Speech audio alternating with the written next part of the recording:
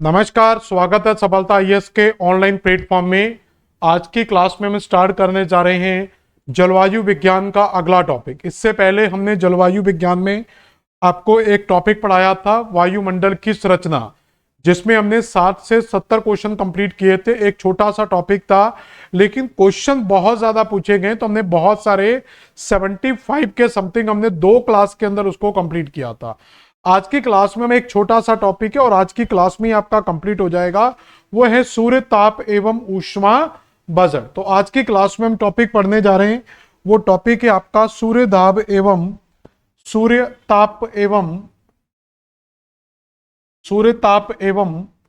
ऊष्मा बजट। तो ये बड़ा प्यारा टॉपिक है, सूर्य दाब एवं ऊष्मा बजट। तो इस टॉपिक को यहां पर हम डिस्कस करेंगे, सूर्य दाब एवं ऊष्मा बजट को। सूर्य दाब का अगर हम देखें तो इसको इंग्लिश में कहते हैं हम इंसोलेशन। क्या कहा जाता है इसको? इंसोलेशन। इंसोलेशन का मतलब क्या होता है? इंसोलेशन 2 शब्दों से मिलकर बना हुआ, इसको कहते हैं अंग्रेजी में इनकमिंग। इसको अगर देखा जाए तो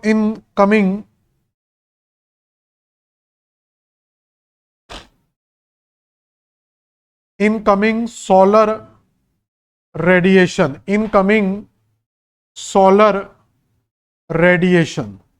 तो इसी इनकमिंग सोलर रेडिएशन से बनता है इंसोलेशन। तो इनकमिंग से यहां पर IN ले लिया और SO से यहां पर सोलर ले लिया, तो IN इनकमिंग सोलर, और एशन जो शब्द है वो यहां से लिया गया। तो इसी इनकमिंग सोलर रेडिएशन से कुछ शब्दों को लेकर देखें तो हम क्या बना देंगे? इंसोलेशन बना देंगे। इंसोलेशन जिसको हिंदी में सूर्यताप कहते हैं, यानी सूर्य से आने वाला विकिरण। तो सूर्य से आने वाले को क्या बोलेंगे? सौर विकिरण कहा जाता। तो ये पूरे का पूरा टॉपिक हमारा किस बेस पर चलता है? सोलर रेडिएशन के बेस पर चलता। पूरी क्लाइमेटोलॉजी को, पूरी जलवायु को जो प्रभावित करने वाला सबसे महत्वपूर्ण कारक है वो हमारा सूर्य है। तो अगर सूर्य वाला टॉपिक ये पूरे का पूरा आपको ये टॉपिक समझना है तो आपके सूर्य के इंसुलेशन की नॉलेज बहुत जरूरी होती है। तो कुछ क्वेश्चंस करके देखते हैं यहां पर। निम्नलिखित में से कौन सी घटना वैश्विक विकिरण संतुलन में शामिल नहीं है? तो जून 2020 और दिसंबर 2020 में 21 में यह क्वेश्चन पूछा गया है। तो कौन सी घटना वैश्विक विकिरण संतुलन में शामिल नहीं है? तो एक होता है पायरोनोमीटर, एनीमोमीटर। तो ये क्या होते हैं? मापक यंत्र होते हैं। ये क्या है? दोनों के दोनों मापक यंत्र हैं। एल्बिडो क्या होता है? एल्बिडो क्या है? पृथ्वी पर, हमारी पृथ्वी की सतह पर जितना भी इनकमिंग सोलर रेडिएशन आ रहा है, जिसको हम बोलते हैं सोलर रेडिएशन या शॉर्ट वेव रेडिएशन, और रात्रि में जब ये रेडिएशन निकल जाता है तो इसको बोलते हैं लॉन्ग वेव रेडिएशन। तो जो पृथ्वी पर सौर विकिरण आ रहा है, जो पृथ्वी पर सौर विकिरण हमारा पहुंचता है, और इसी सौर विकिरण के आने और जाने का हिसाब किताब, तो आने वाले को बोलेंगे सौर विकिरण। तो आने वाला कहलाएगा सौर विकिरण और जाने वाला कहलाएगा पार्थिव विकिरण। तो आने वाले को सौर विकिरण और जाने वाले को बेटा क्या बोलेंगे? पार्थिव विकिरण। तो इसी आने और जाने वाले विकिरण का जब हम यहां पर अध्ययन करते हैं कि आने वाला विकिरण और जाने वाला विकिरण, तो कोई चीज आप जब इनकमिंग करते हो और एक्सपेंसेस करते हो, जैसे हम पैसा कमाते हैं और पैसा खर्च करते हैं, तो उसी को पृथ्वी भी उसी प्रकार से सोलर रेडिएशन को एब्जॉर्ब करती है। हमारी पृथ्वी पर सूर्य का रेडिएशन आता है और पृथ्वी उस रेडिएशन को बाहर निकाल देती है। तो इसी का जब हम हिसाब किताब लगाएंगे कि कितना रेडिएशन आया और कितना रेडिएशन गया, उसी को ऊष्मा बजट के नाम से जाना जाता है। क्या कहा जाता है? ऊष्मा बजट। और उसी ऊष्मा बजट से जितना बच जाता है उसको कहा जाता है एल्बिडो। तो जो बचा हुआ है वो क्या कहलाएगा? एल्बिडो। तो एल्बिडो क्या कहलाती है? परावर्तित ऊष्मा की मात्रा, कि जितना जो एब्जॉर्ब किया है और उसके बाद जितना परावर्तित कर दिया जाता है। जैसे लगभग हमारा 100 यूनिट हमारी अगर पृथ्वी पर आती हैं, 100 यूनिट अगर हमारी पृथ्वी पर आती हैं, सूर्य से अगर 100 यूनिट आती हैं, तो उसमें से 65 यूनिट 65 यूनिट हमारी पृथ्वी के द्वारा क्या होती हैं, एब्जॉर्ब होती हैं, अवशोषण होता है, और बाकी की जो 35 यूनिट हैं वो परावर्तित हो जाती हैं। तो जितनी यूनिट अवशोषित हुए बिना परावर्तित हो जाती हैं उसी ऊष्मा बजट के अंदर निकल कर आता है एल्बिडो। और संवेदी ऊष्मा यानी कि लेटेंट हीट, तो वायु के अंदर हमेशा छुपी होती है लेटेंट हीट यानी कि गुप्त ऊष्मा, संवेदी ऊष्मा। तो इसमें जो ये दोनों ही क्या है, कहीं ना कहीं प्रभावित करते हैं। तो इसमें जो सही आंसर निकल कर आएगा वो सी और डी आएगा। तो यहां पर सी और डी हमारा बिल्कुल सही आंसर आएगा। अगला क्वेश्चन क्या है, अगर पृथ्वी सारी आपतित ऊर्जा का अवशोषित कर लेती है तब क्या होगा। मतलब पृथ्वी से आने वाली पूरी की पूरी ऊष्मा को अवशोषित आपतित कर लिया जाए तो उस समय अवशोषित कर लेगी आने वाली ऊर्जा को, तो तब क्या होगा, तापमान स्थिर रहेगा, स्थिर शीतलन, स्थिर संचरण या स्थिर परावर्तन। तो यह क्या कहलाएगा, स्थिर तापन की स्थिति पैदा हो जाएगी। तो सारी ऊष्मा अगर अवशोषित कर ली जाएगी, परावर्तित नहीं होगी, तो यह स्थिर तापन की स्थिति मानी जाएगी। बाह्य सतह के 1 वर्ग सेंटीमीटर समतल पर प्रति मिनट जो सौर ऊर्जा विकिरण प्राप्त होती है वो क्या कहलाता है। तो जब हमारी पृथ्वी पर, जो हमारी पृथ्वी है, तो इस पृथ्वी के चारों ओर एक वायुमंडल है, पृथ्वी के चारों ओर क्या है, वायुमंडल है। तो जब सूर्य की एनर्जी हमारी पृथ्वी पर आती है, जब सूर्य की रेडिएशन हमारी पृथ्वी पर आता है, अब ये रेडिएशन एक तरीके से इस बैरियर को पार करेगा। तो यहां पर जो बैरियर लगा हुआ है, इस बैरियर को पार करना होगा, इस वायुमंडल के बैरियर को पार करना होगा। तो 1 वर्ग सेंटीमीटर समतल पर प्रति मिनट जो सौर विकिरण प्राप्त होगा, मतलब प्रति वर्ग सेंटीमीटर में जो ऊर्जा हमारी पृथ्वी पर आएगी, तो जो यहां पर इसका चलान कटेगा उसी को सौर स्थिरांक के नाम से जाना जाता है। क्या कहलाता है, यह सौर स्थिरांक। जो विकिरण हमारी पृथ्वी पर आया है, जो हमारी पृथ्वी के अंदर इंटर करेगा, तो इसको क्या बोलते हैं, सौर स्थिरांक, सोलर कांस्टेंट के नाम से जाना जाता है। ठीक है, तो ये सोलर कांस्टेंट होता है। जो एनर्जी हमारी एंट्री गेट, मतलब जो याद रख लो कि जो बैरियर गेट है वहीं से क्या कहलाता है, हमारा सोलर कांस्टेंट कहलाता है, कि कितनी एनर्जी हमारी पृथ्वी में प्रति वर्ग सेंटीमीटर में इंटर करेगी। सर्वाधिक पार्थिव ऊर्जा के विकिरण के कारण निम्नलिखित में से किसे पृथ्वी की विकिरण खिड़की कहा जाता है। तो ये पार्थिव ऊष्मा क्या होती है, इसको बोलते हैं हम टेरेस्ट्रियल रेडिएशन। टेरेस्ट्रियल, आज की स्लाइड हिंदी में है, इसमें क्वेश्चन इंग्लिश में ट्रांसलेट नहीं हो पाए, तो टेरेस्ट्रियल रेडिएशन, फिर भी मैं जहां पर जरूरत आएगी आपको बता दूंगा। टेरेस्ट्रियल रेडिएशन यानी कि पार्थिव विकिरण। अब यह क्या होता है पार्थिव विकिरण, तुम्हारी पृथ्वी पर जब सूर्य की ऊष्मा आती है तो वो सौर विकिरण के रूप में आती है। तो हमारी पृथ्वी पर जो विकिरण आ रहा है वो क्या कहलाता है, सौर विकिरण, जो SWR के फॉर्म में आता है। अभी धीरे धीरे हम चर्चा कर लेंगे कि ये SWR आखिर क्या होता है, इसको भी समझ जाएंगे। तो ये इनकमिंग वाला है, और ये हमारा कब आता है, दिन के समय, क्योंकि सूर्य कब मिलेगा, दिन के समय। लेकिन रात्रि के समय पृथ्वी पर अवशोषित ऊष्मा को क्या कर देती है, परावर्तित कर देती है। तो जो अवशोषित की गई ऊष्मा है उसको क्या नाइट में परावर्तित कर दिया जाता है, यानी कि यहां से रिफ्लेक्ट कर दिया जाता है, बाहर निकाल दिया जाता है। तो जब ऊष्मा आई और उसको अवशोषण के बाद वापस भेजा जाएगा, इसी को कहते हैं हम LWR, या इसी को कह दिया जाता है पार्थिव विकिरण। तो ये शब्द छोड़ देना, उसकी जगह यूज कर लेना पार्थिव विकिरण। तो यहां पर क्या यूज किया जाएगा, पार्थिव विकिरण। तो पृथ्वी की सतह पर आने वाले विकिरण को क्या कहा जाएगा, सोलर विकिरण। और जब ये पृथ्वी रात में ऊष्मा को रिलीज करेगी तो उसको क्या बोला जाता है, पार्थिव विकिरण, लॉन्ग वेव रेडिएशन। तो अभी ये समझाऊंगा शॉर्ट वेव और लॉन्ग वेव में क्या डिफरेंस होता है। अब ये पार्थिव विकिरण जब हमारी पृथ्वी से निकलता है तो ये पूरे के पूरे वायुमंडल से आता है और वायुमंडल में ही जाएगा। तो इसी के कारण क्या होता है, हमारा जो वायुमंडल है, तो इसी के कारण क्या होता है, हमारा वायुमंडल गर्म होता है। तो वायुमंडल गर्म होने का कारण पृथ्वी से सूर्य से दिन के समय आने वाला विकिरण नहीं, बल्कि नाइट के समय पृथ्वी से निकलने वाला विकिरण होता है। अब ये विकिरण हमारी पृथ्वी से क्या होता है, बाहर निकलता है। तो यहां पर जो खिड़की का मतलब क्या है कि किससे पृथ्वी की विकिरण खिड़की कहा जाता है। तो ये जो पर्वत होते हैं, तो पर्वतों के अंदर जो दर्रे वगैरह मिलते हैं, तो उन्हीं को क्या है, यहां पर विकिरण खिड़की के नाम से जाना जाता है। तो इसका आंसर आ जाएगा ऊंची ऊंची पहाड़ियां और जो पर्वत हैं इनको रेडिएशन विंडो या विकिरण खिड़की के नाम से जाना जाता है। तो ये दो चीजें समझ में आ गई, आने वाले को क्या बोलेंगे और जाने वाले को वो क्या बोलेंगे, और विकिरण विंडो किसे कहा जाता है, तो पहाड़ियों को ही विकिरण विंडो के नाम से जाना जाता है। अब यहां पर एक क्वेश्चन आता है, ये SWR और LWR क्या है, तो इसकी भी आगे जाकर जैसे कोई क्वेश्चन आएगा तो उस क्वेश्चन में हम इनकी चर्चा करेंगे। तो अगला क्वेश्चन है, पृथ्वी पर कौन सा कारक सूर्य ताप के वितरण को प्रभावित नहीं करता। क्योंकि जो सूर्य ताप की मात्रा है, जो सूर्य ताप है, तो ये सूर्य ताप जब हमारी पृथ्वी पर पहुंचता है तो इसकी मात्रा सभी जगह पर क्या है, समान रूप से पहुंचती है।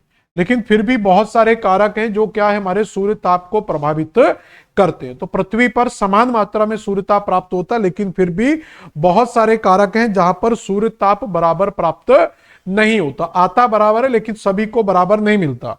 तो जैसे सूर्य की किरणों का कोणात्मक स्थिति,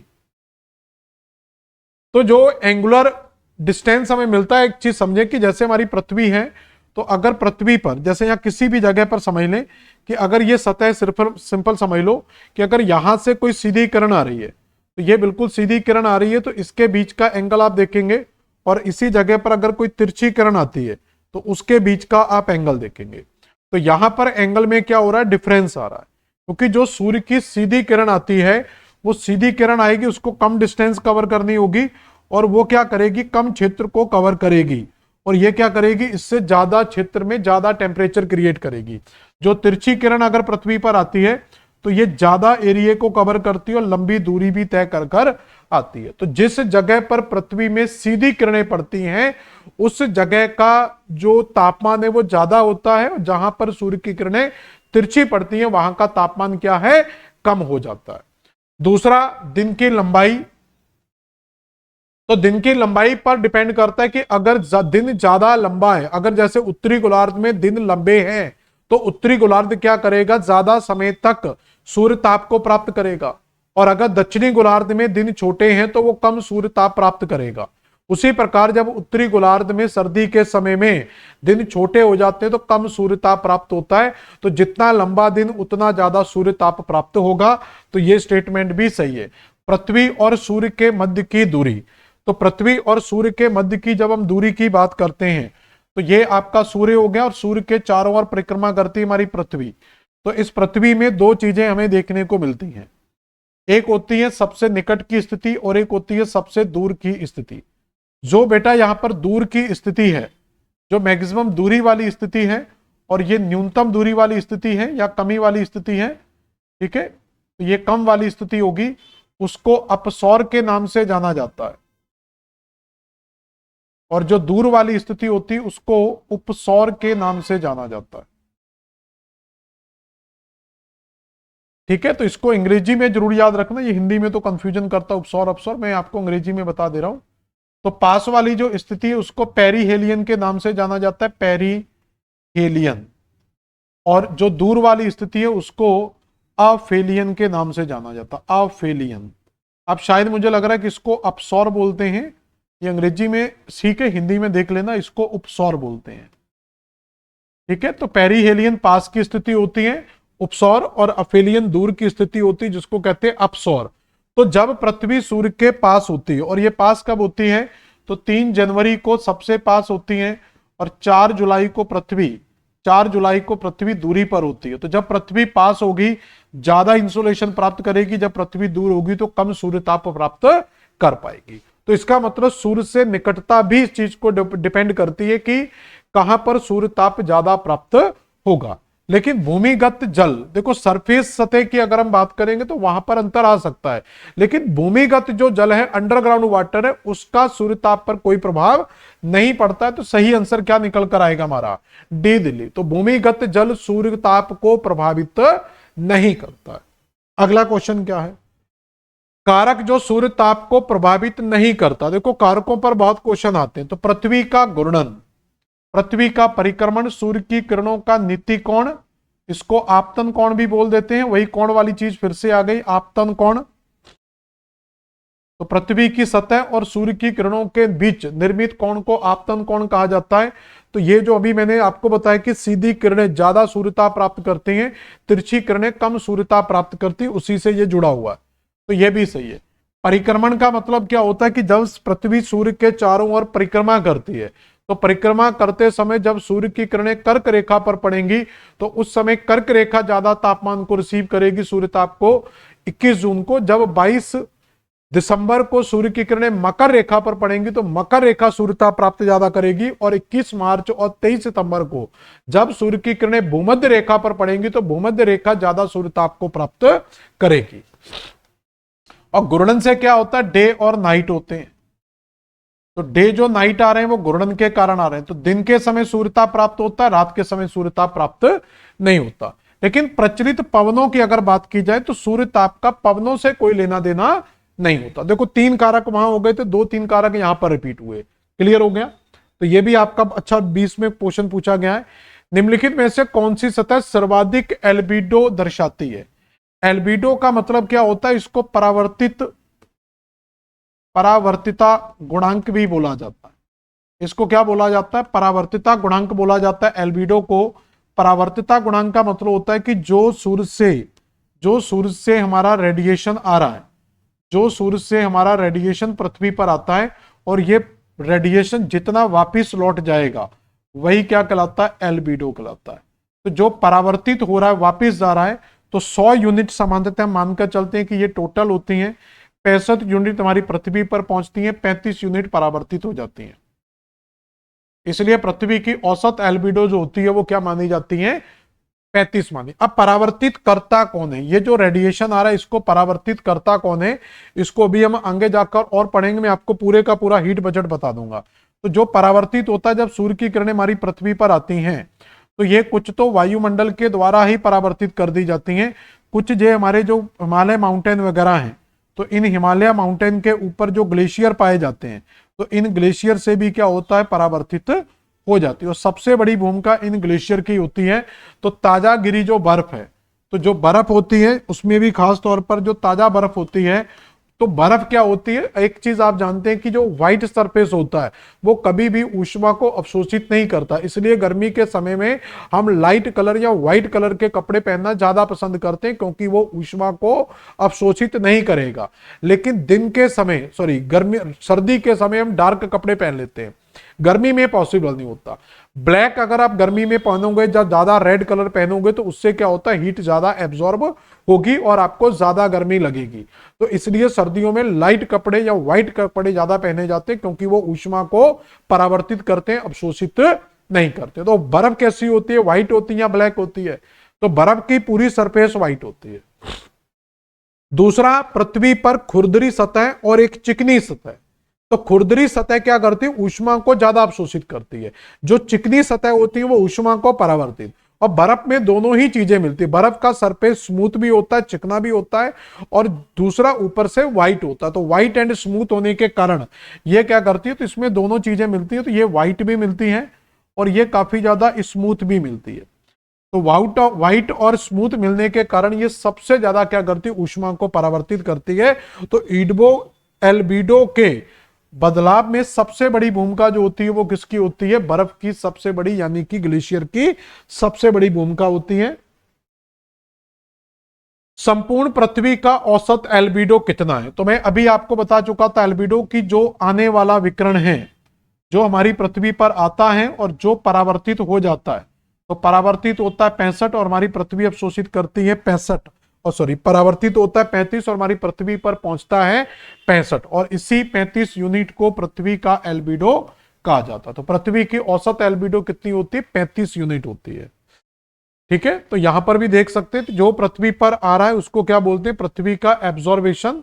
तो यहां पर देखेंगे कि जो 100 यूनिट यहां पर लिखा इनकमिंग सोलर रेडिएशन, तो ये सोलर रेडिएशन कितना दिखाया जा रहा है यहां पर कि ये 100 यूनिट हमारा रेडिएशन हमारी पृथ्वी पर आएगा, जिसमें से ये कुछ तो बादल के द्वारा ही, तो 25 यूनिट और 2 यूनिट ये तो 25 यूनिट तो वायुमंडल रिफ्लेक्ट कर रहा है, 2 यूनिट हमारी 5 यूनिट लगभग हमारी पृथ्वी से परावर्तित हो जाती हैं। तो लगभग आप देखोगे कि कितनी यूनिट है, लगभग 30 यूनिट हमारी परावर्तित यहां पर दिख रही हैं। इसका मैं आगे जाकर और एक प्यारा डायग्राम दिखाऊंगा, इससे कम समझ में आएगा। आमतौर पर पृथ्वी के किस भाग पर वाष्पीकरण अधिक होता है?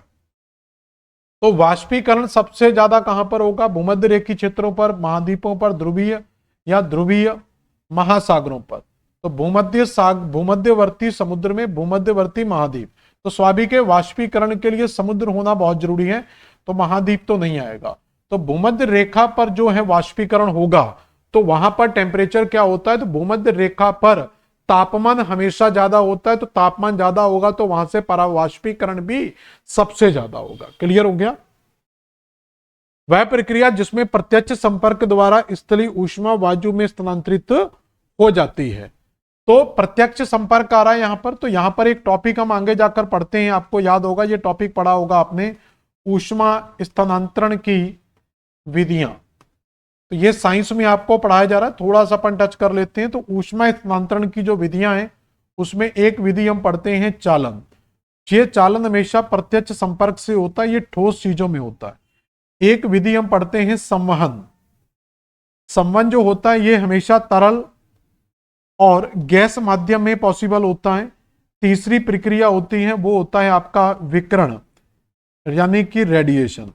ये हमेशा निर्वात वैक्यूम में काम करता है, निर्वात में काम करता है। तो इसलिए यहां पर जो चालन है ये ठोस चीजों में यानी कि प्रत्यक्ष रूप में होता है। जब आप खाना बनाते हैं या कोई भी चीज को गर्म करते हैं तो आप वहां पर देखेंगे कि हमने अगर कढ़ाई में चम्मच रखा हुआ तो हमारा चम्मच भी गर्म हो जाता है। तो ये विधि कहलाती है चालन यानी कि कंडक्शन।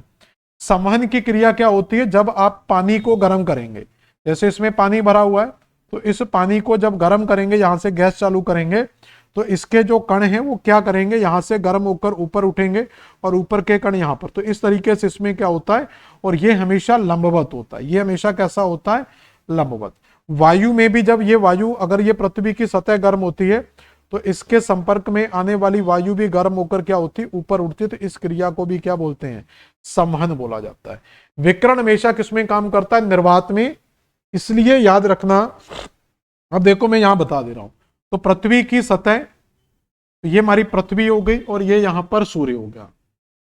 तो सूर्य का अपना एक वायुमंडल है, तो यहां तक सूर्य का एक वायुमंडल है और यहां पर हमारी पृथ्वी का वायुमंडल है।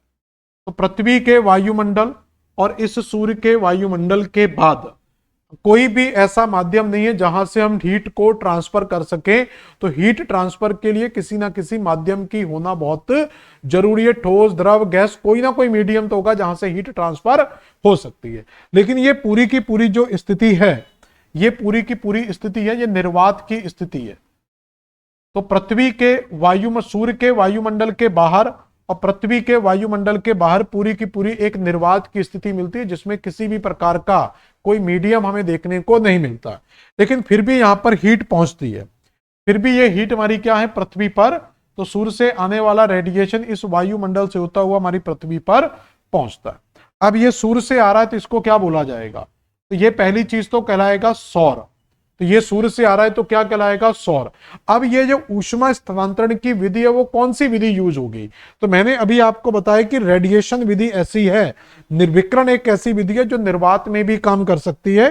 तो यहां पर ये सौर जो आ रहा है ये निर्वात में आ रहा है, तो इसको हम क्या बोलेंगे? सौर विकिरण बोलेंगे। तो इसको क्या बोला जाएगा? सोलर रेडिएशन बोला जाएगा। तो इसको क्या बोला जाएगा? सोलर रेडिएशन बोला जाएगा, क्योंकि ये निर्वात में भी काम करता है। समझ में आया?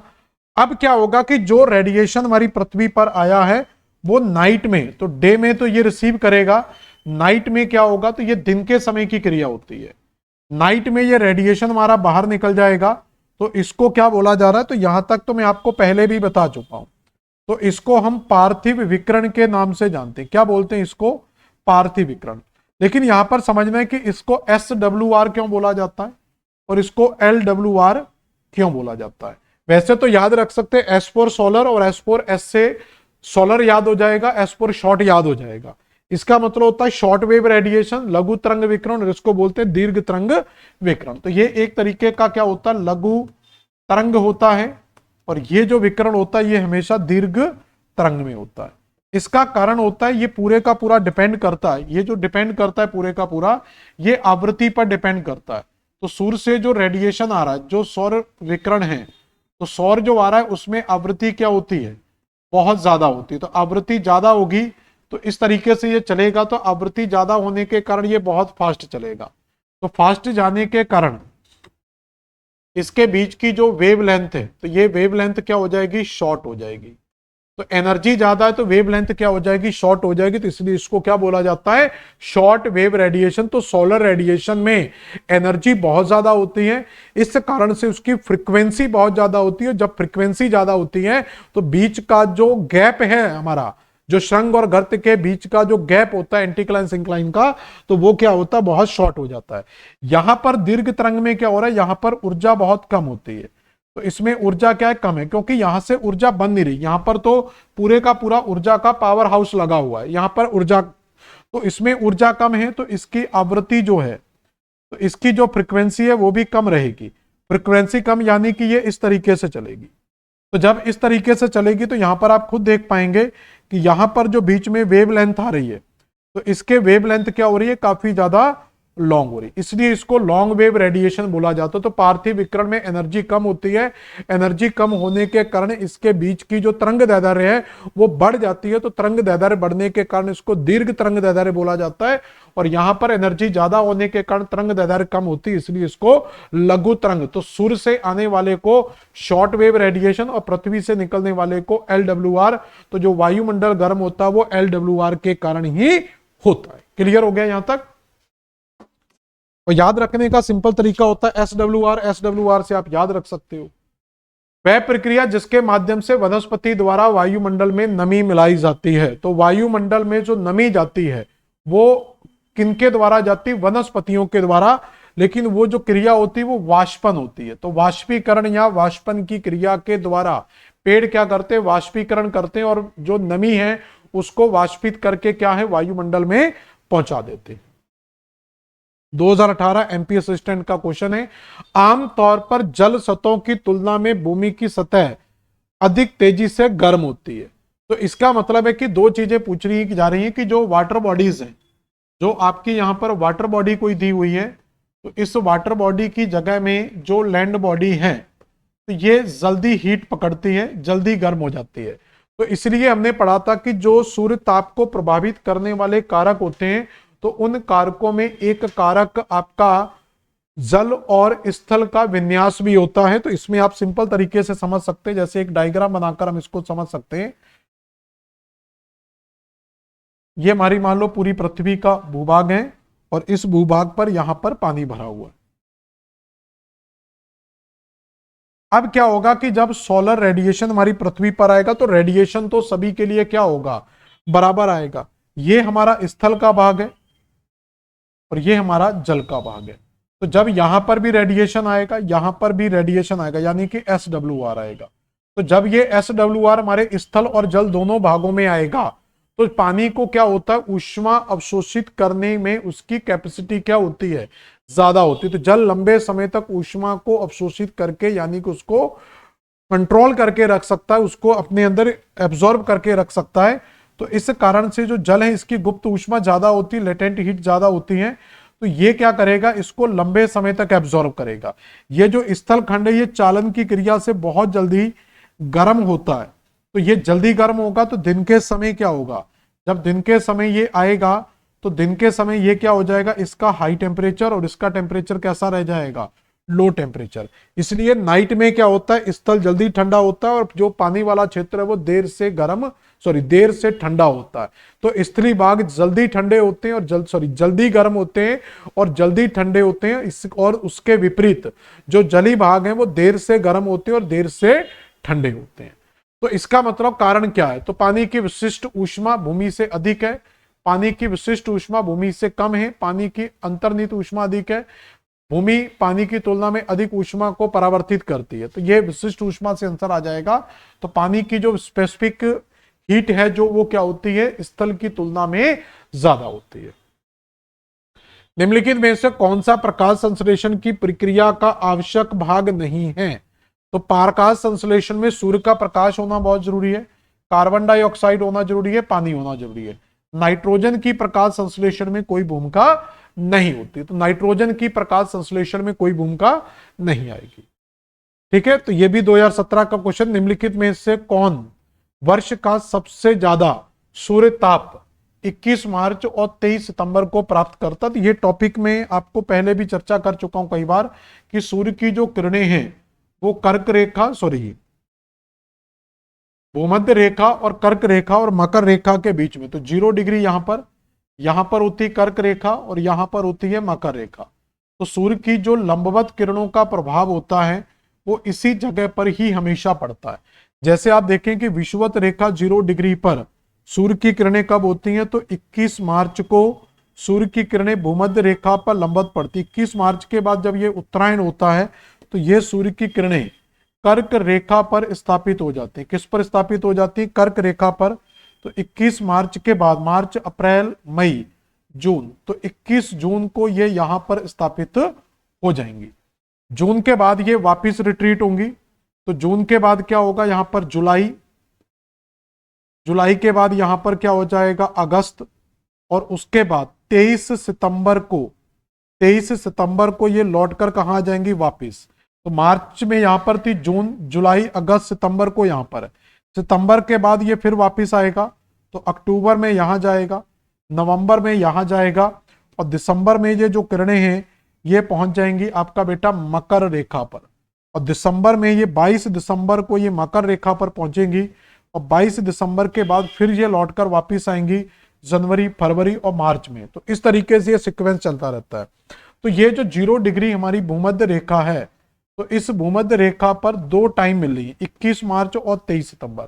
तो भूमध्य रेखा 2 बार सूर्य के प्रकाश को, तो इसका मतलब है ज्यादा सूर्य ताप किसको प्राप्त होता है? इसलिए हम कहते हैं कि ज्यादा जो सूर्य ताप की मात्रा है वो भूमध्य रेखा प्राप्त करती है, क्योंकि ये 2 डेट में, कर्क रेखा केवल 21 जून को प्राप्त करेगी और ये आपका केवल 22 दिसंबर को प्राप्त करेगी। लेकिन इसकी 2 डेट मिलेंगी, 21 मार्च और 23 सितंबर। पृथ्वी का एल्बिडो मुख्यतः प्रभावित होता है मेघाच्छादन से, वायुमंडल में धूल कणों से, वायुमंडलीय परतों से, पृथ्वी के धरातल की प्रकृति से। तो यहां पर जो सबसे ज्यादा प्रभावित करता है वो ये देखा जाता है कि पृथ्वी के धरातल की प्रकृति किस प्रकार का, मतलब वहां पर जल का भाग है या आपका स्थल का भाग है, या फिर स्थल में बर्फ का भाग है या नहीं है।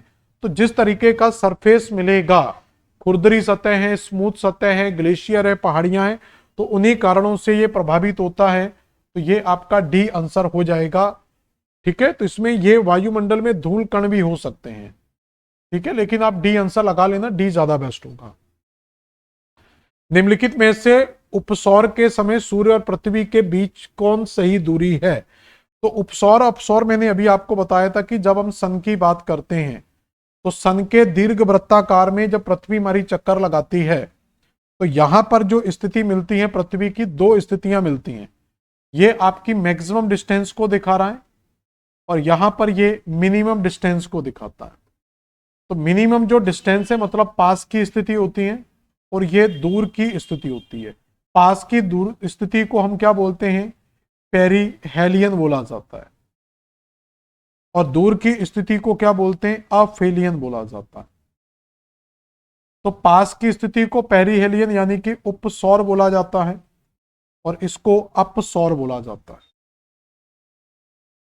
तो यहां पर दूर, तो पृथ्वी की जो एवरेज जो डिस्टेंस है वो 147, जो पृथ्वी और सूर्य के बीच में एवरेज जो डिस्टेंस होती है वो 147 होती है, नहीं 149 होती है, 149 कर लेना। तो ये एवरेज होती है 149। मिनिमम जब ये होगी तो थोड़ी सी कम होकर 147 हो जाएगी, और ये जब बढ़ेगी तो 151 हो जाएगी। तो 2-3 यूनिट बढ़ेंगी मिलियन किलोमीटर में, और 2-3 यूनिट क्या हो जाएंगी? कम हो जाएंगी। तो ये 147 कहलाएगा। तो उपसौर यानी कि सूर्य पृथ्वी के बीच की दूरी, यानी कि ये पास की दूरी की बात हो रहा है। तो पास की दूरी को हम क्या बोलते हैं? उपसौर यानी कि पेरीहेलियन। तो 147 आपका क्या कहलाता है? पास की स्थिति कहलाती है। ठीक है, तो ये देखेंगे तो ये अफेलियन लिखा हुआ है, तो ये अपसौर, ये दूर की स्थिति है, तो इसको क्या बोलेंगे? अपसौर। और जो पास की स्थिति है उसको क्या बोलते हैं? उपसौर। ये 3 जनवरी को होता है, ये 3 जनवरी को घटित होती है घटना, और ये घटना 4 जुलाई को घटित होती है। क्लियर हो गया? एवरेज जो डिस्टेंस होती है वो 149 होती है, कम होगी तो 147 और मैक्सिमम होगी तो 151, मतलब 2 प्लस कर दो और यहाँ 2 घटा दो तो आंसर आ जाएगा। अगला क्वेश्चन है, कुल सौर ऊर्जा का सर्वाधिक भाग होता है दीर्घ तरंगों का, लघु तरंगों का, मध्य तरंगों का या पराबैंगनी तरंगों का। तो कुल सौर ऊर्जा का सर्वाधिक भाग होता है, तो यहां पर क्या आएगा, तो सौर ऊर्जा जो है, तो जब ये हमारी पृथ्वी की सतह पर पहुंचती है तो ये मैंने बताया था 2 रूपों में पहुंचती है। आने वाले को बोल देते हैं SWR और जाने वाले को बोलते हैं LWR।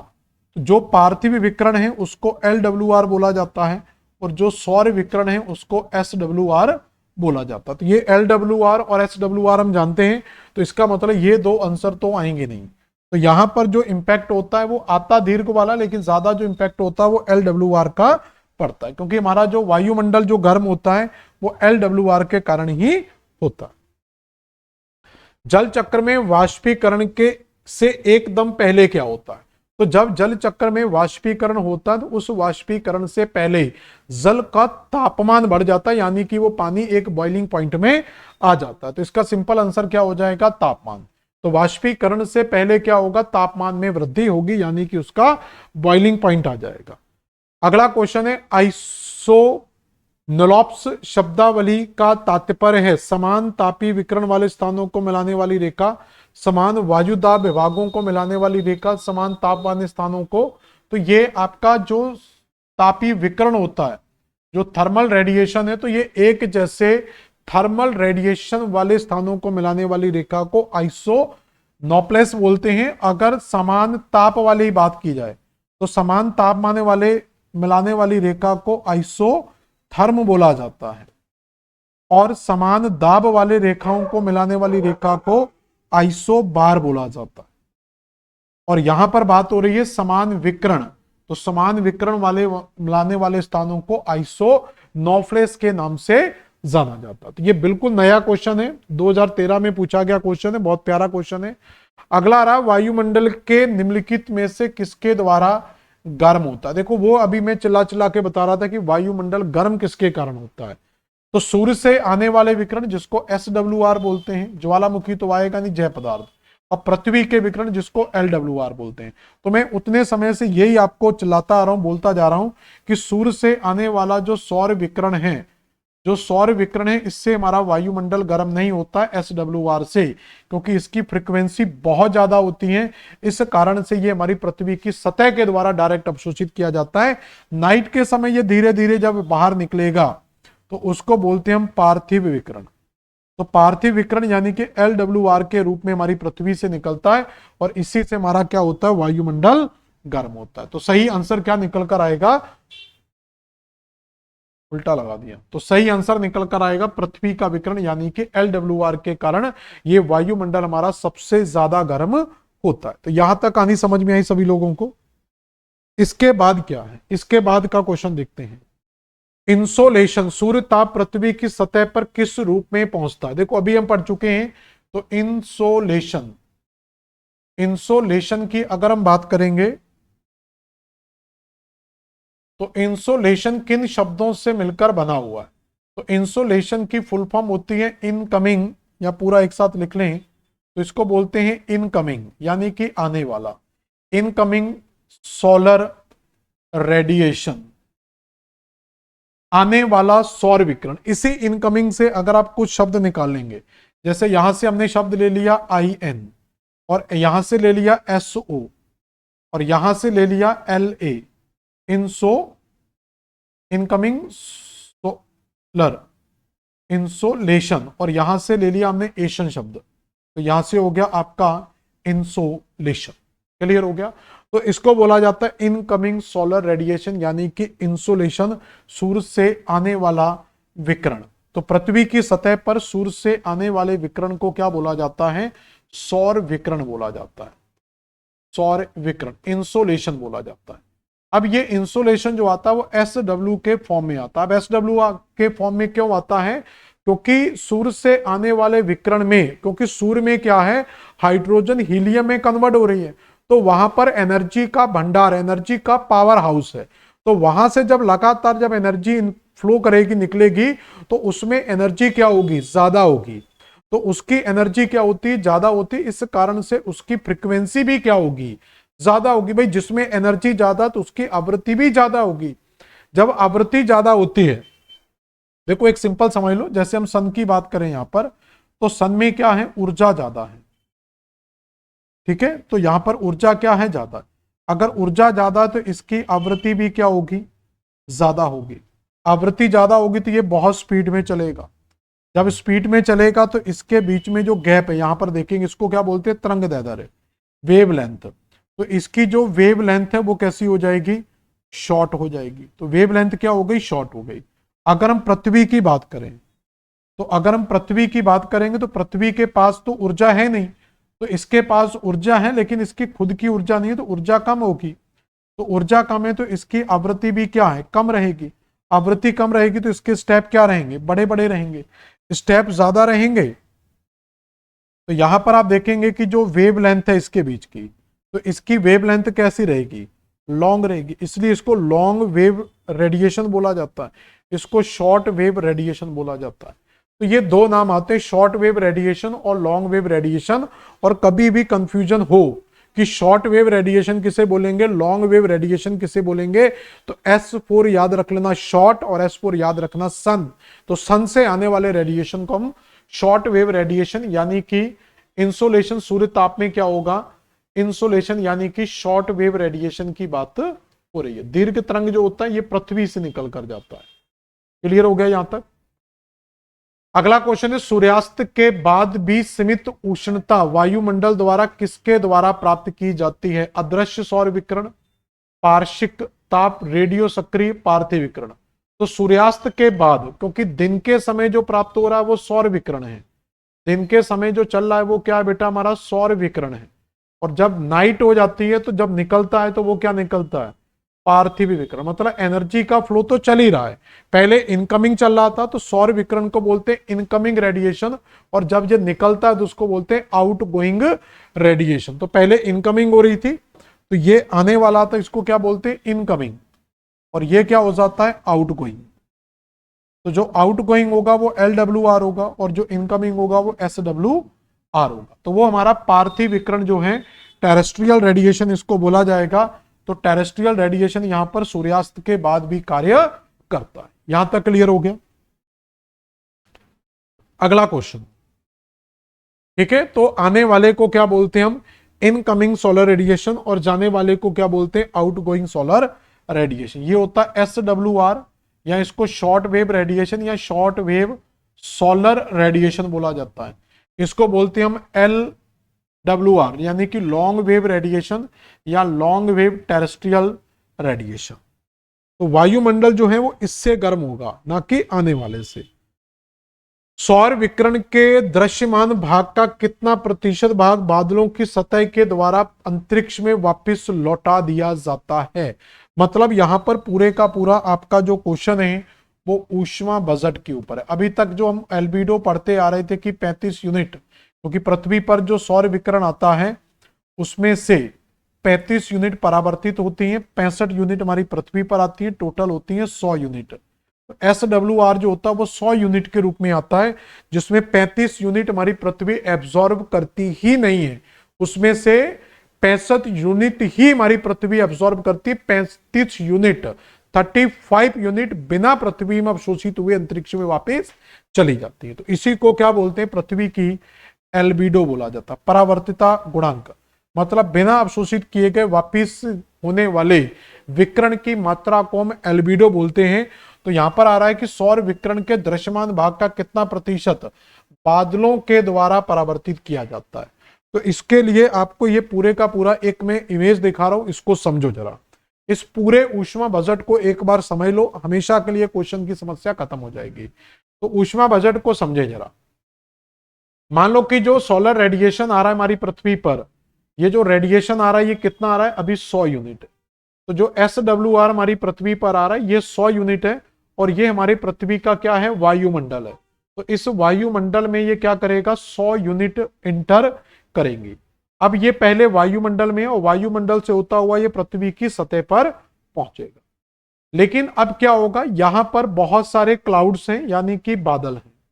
अभी पृथ्वी की सतह से पहुंचने से पहले इसको क्या करना होगा, कुछ हिसाब किताब देना होगा। तो पृथ्वी की सतह से पहुंचने से पहले इसका पूरा बजट बनेगा। तो 100 यूनिट जब हमारी पृथ्वी पर आते हैं उसमें से 6 यूनिट का प्रकीर्णन हो जाता है। प्रकीर्णन यानी कि स्कैटरिंग हो जाती है। तो 6 यूनिट की क्या हो जाती है, स्कैटरिंग हो जाती है। स्कैटरिंग आपने देखा होगा कई बार आपके रोशनदान से जब लाइट इंटर करती है तो वो चमकती हुई दिखाई देती है, वो डिफ्यूज स्कैटरिंग होती है। तो वो क्या हो रहा है कि जो सूर्य का प्रकाश हमारी पृथ्वी पर आ रहा है तो उसमें धूल के कणों से टकराता है और वो क्या होता है, ब्लास्ट होने लगता है, यानी कि लॉस ऑफ एनर्जी होती है। तो जो स्कैटरिंग होती है ये एक प्रकार से क्या होता है, एनर्जी का होने वाला लॉस है। तो सोचो 65 यूनिट आई और 6 यूनिट का क्या हो गया, लॉस हो गया। और जो 14 यूनिट हैं वो ये बादलों के द्वारा अवशोषित कर ली जा रही है। तो 16 यूनिट, सॉरी 6 यूनिट तो लॉस में चली गई और 14 यूनिट क्या कर ली गई, बादलों के द्वारा अवशोषित कर ली गई। आप सोचो कि आई कितनी थी, 100 यूनिट। 100 में से 14 यूनिट ये हो गई, 6 यूनिट ये हो गई, तो 20 यूनिट का हिसाब किताब तो यहां तक आ गया। तो पहले आप यहां तक समझ लो। देखो पहले परावर्तन देख लो। तो पहला परावर्तन हो रहा है यहां पर, कितनी यूनिट का, 6 यूनिट का।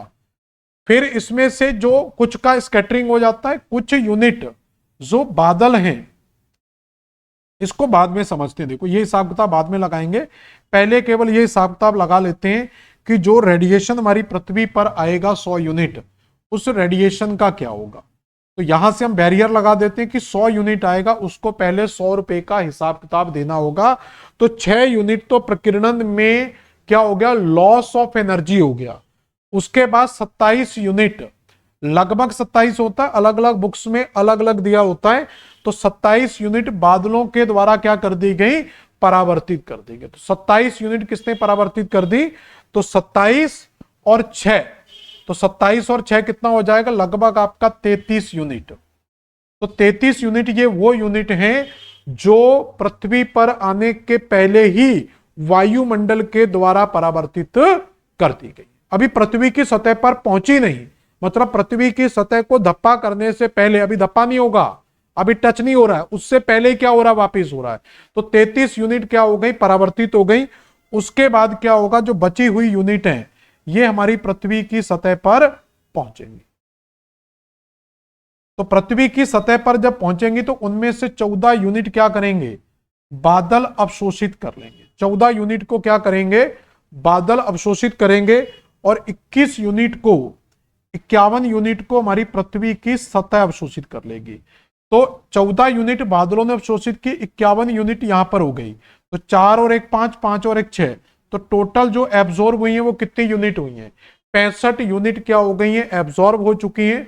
33 यूनिट हमने परावर्तित कर दिया। अभी 2 यूनिट का हिसाब किताब, तो टोटल 100 यूनिट आई, 100 में से 65 यूनिट हमारी पृथ्वी ने और बादलों ने अवशोषित कर ली और 33 यूनिट क्या हो गई, 27 और 6 ये आपकी लॉस हो गई या परावर्तित हो गई। अब क्या होगा कि जो यहां से यूनिट आ रही हैं, तो जो हमारे हिमालय पर्वत है, जो ग्लेशियर पाए जाते हैं, तो ये ग्लेशियर से परावर्तित हो जाती, ये भी परावर्तित हो रहा है, ये भी क्या हो रहा है, परावर्तित हो रहा है। ये अवशोषित नहीं हो रहा, ये परावर्तित हो रहा है, मतलब धप्पा करके वापिस आ जाएगा कि ये हमारी पृथ्वी की सतह को टकराएगा तो सही, लेकिन टकराने के बाद ये अवशोषित नहीं होगा बल्कि वापिस आ जाएगा। यही कहलाता है ग्लेशियर की सबसे बड़ी भूमिका। तो 2 यूनिट यहां से परावर्तित हो गई, तो 6 यूनिट यहां से परावर्तित हुई, 27 ये हो गई 2, तो 33 ये हो रही थी 2 बाद में हो गई। तो टोटल कितनी परावर्तित हो गई, 65 यूनिट परावर्तित हो गई। और बादल और पृथ्वी की सतह का मिलाकर कितना एब्जॉर्बेशन हो गया, 65 यूनिट का एब्जॉर्बेशन हो गया। फिर ये 65 यूनिट में जो 51 यूनिट है ये भी बाद में परावर्तित हो जाती हैं, इनका भी बाद में परावर्तन हो जाएगा। तो 14 यूनिट यहां से परावर्तित हो जाएंगी 65 में से। तो 14 बादलों ने ली थी, तो बादल भी इसको क्या करेंगे, धीरे धीरे हीट को रिलीज कर देंगे।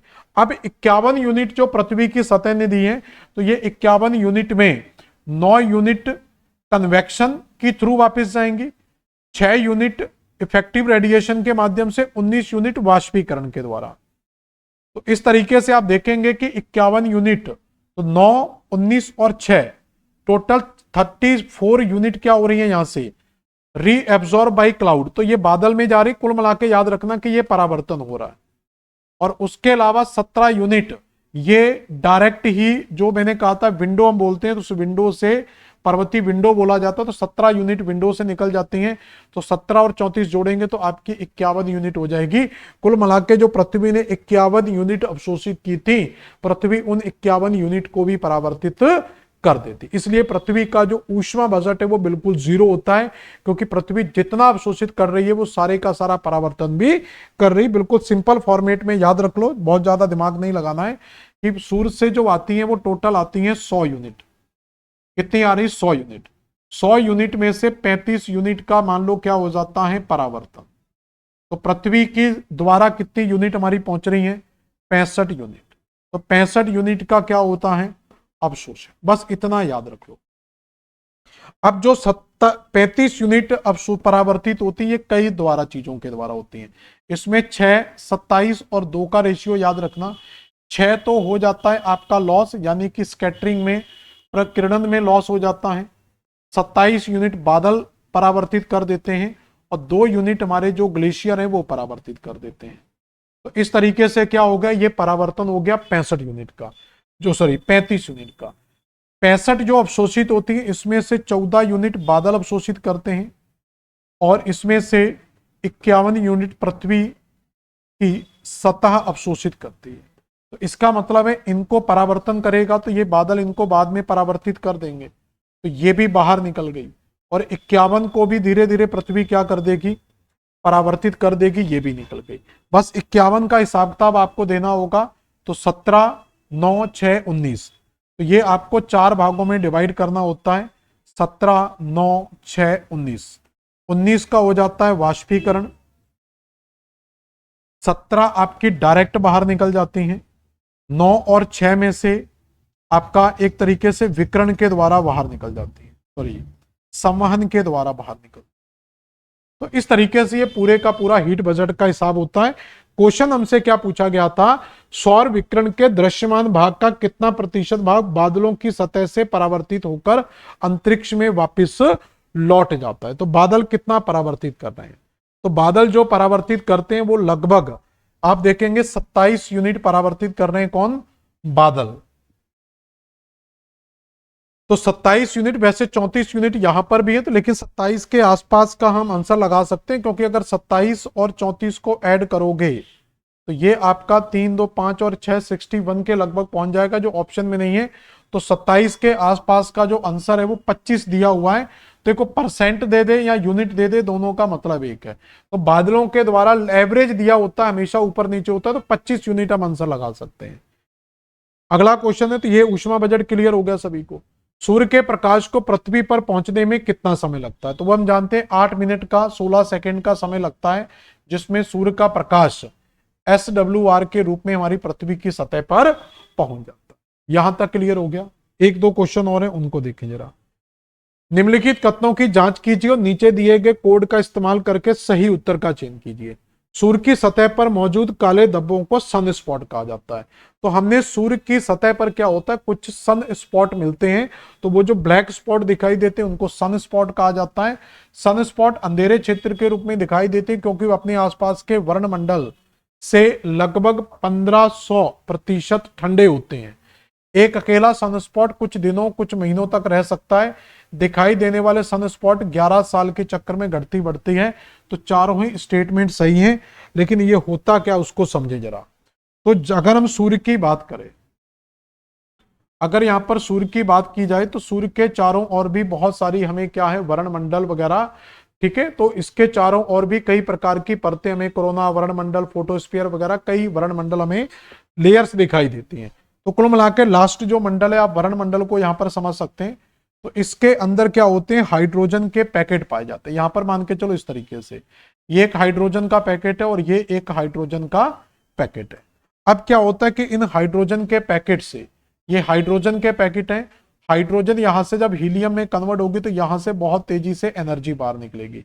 यहां से भी हाइड्रोजन हीलियम में कन्वर्ट होगी तो बहुत तेजी से एनर्जी बाहर निकलेगी। तो ये रेडिएशन क्या होगा, पृथ्वी के वायुमंडल से बहुत तेजी से बाहर निकलेगा। तो ये रेडिएशन जब इन सन स्पॉट से, सॉरी, हाइड्रोजन के पैकेट से बहुत तेजी से बाहर निकलता है, लेकिन जो बीच का क्षेत्र होगा, ये जो बीच का क्षेत्र है, यहां पर आपको खाली जगह मिलती है। तो दो हाइड्रोजन सेल के बीच का एरिया क्या होता है, खाली होता है। तो इधर भी बल्ब जग रहा है, इधर भी बल्ब जग रहा है, तो बीच वाला जो क्षेत्र होगा वो आपको कैसा दिखाई देगा, डार्क। तो दो जगह अगर बल्ब जग रहे हो तो उसके बीच का जो स्पॉट होगा वो कैसा दिखाई देगा, डार्क दिखाई देगा। इसी को बोला जाता है सौर कलंक, यानी कि सन स्पॉट। तो इसी को क्या बोलते हैं, सन स्पॉट बोला जाता है। और ये सन स्पॉट कुछ महीने तक बनते हैं, फिर ये खत्म होते हैं, फिर बनते हैं। तो सन स्पॉट जो साइकिल होती है वो पूरी की पूरी 11 साल तक चलती है। कितने साल तक ये बनती है, 11 साल तक। तो ये कभी हम जब एस्ट्रोनॉमी वगैरह पढ़ेंगे, उसके अंदर सूर्य का टॉपिक आएगा, तो उस समय आपको ये डिटेल से स्टडी करवाई जाएगी। तो इस टॉपिक में हम ज्यादा डिस्कस नहीं करेंगे। तो जो ऑप्शंस दिए हुए थे वो सही है। तो पृथ्वी की सतह पर काले धब्बों को सनस्पॉट कहते हैं, और ये अपने आसपास के वर्णमंडल से 1500% तक ठंडे होते हैं। अकेला सनस्पॉट कुछ महीनों तक रहता है, और ये पूरा सनस्पॉट साइकिल है ये 11 साल तक होता है। मतलब अगर आप देखें तो इसको 11 साल बनने में और बिगड़ने में लगते हैं, 5.5 साल यहां और 5.5 साल यहां पर। अगला क्वेश्चन देखें, सूर्य से संचालित ऊष्मा क्या कहलाती है। तो सूर्य से संचालित ऊष्मा को क्या बोलते हैं, विकिरण कह सकते हैं। तो सूर्य से आने वाली ऊष्मा जो है वो क्या कहलाती है, विकिरण। सूर्य ताप भी आंसर लगा सकते हैं, लेकिन रेडिएशन लगा सकते हैं। तो सूर्य से आने वाले ऊष्मा को क्या बोला जाता है, रेडिएशन बोला जाता है। ऊष्मा बजट बताता है। तो बजट क्या अभी हमने देखा, तो ऊष्मा बजट में हमने क्या देखा कि जो सौर विकिरण हमारी पृथ्वी पर आ रहा है वो 100 यूनिट है। तो 100 यूनिट में से 35 यूनिट का तो क्या हो रहा है, परावर्तन। 65 यूनिट अब्सॉर्ब होती हैं, और 65 यूनिट भी बाद में क्या है, परावर्तित हो जाती है। तो 65 यूनिट भी परावर्तित हो जाती हैं, ये भी परावर्तित हो गई। तो जो आया था वो पूरे का पूरा परावर्तित हो गया यहां से, तो बचा क्या, 0। तो पृथ्वी का ऊष्मा बजट कितना होता है, 0। तो ऊष्मा बजट का मतलब ये होता है, बजट का मतलब क्या होता है, इनकम और एक्सपेंसेस का हिसाब किताब। तो आने और जाने का जो हिसाब किताब है वही आपका बजट कहलाता है।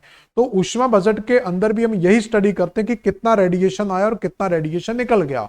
आया था 100, 65 यूनिट पहले ही चली गई है, 35 यूनिट पहले ही चली गई, बची 65 यूनिट। बाद में पृथ्वी हमारी जब धीरे धीरे ठंडी होती है रात में, तो वो 65 यूनिट भी हमारी पृथ्वी से बाहर निकल जाती हैं। तो इसका मतलब अंदर आने और बाहर जाने वाले, तो अंदर आने वाले और बाहर जाने वाले, तो यानी कि SWR और LWR का जो हिसाब किताब है उसी को बोला जाता है ऊष्मा बजट।